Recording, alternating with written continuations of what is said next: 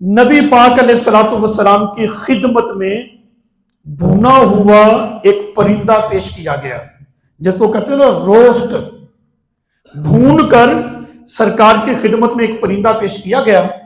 میرے آقا علیہ الصلوۃ والسلام نے اپنے گورے گورے ید اللہ والے ہاتھ اللہ کی بارگاہ میں اٹھائے، عرض کی مولا آج اس کو میرے پاس بھیج دے جس کو تو سب سے زیادہ پسند کرتا ہے، جسے تو پسند کرتا ہے اسے میرے پاس بھیج تاکہ وہ میرے ساتھ مل کر یہ کھائے۔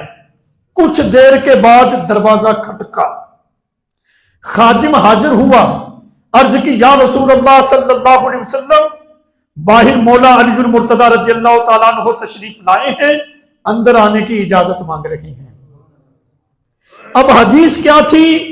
میرے آقا علیہ الصلوۃ والسلام نے ہاتھ اٹھائے، مولا اس کو بھیج جس کو تو بہت پسند فرماتا ہے۔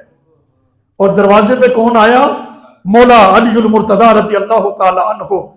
سرکار نے اجازت دی، مولا علی المرتضیٰ رضی اللہ تعالیٰ عنہ حضور علیہ الصلوۃ والسلام کی بارگاہ میں حاضر ہوئے۔ وہ بھونا ہوا پرندہ میرے آقا علیہ الصلوۃ والسلام نے اور مولا علی المرتضیٰ رضی اللہ تعالیٰ عنہ نے مل کر کھایا ہے۔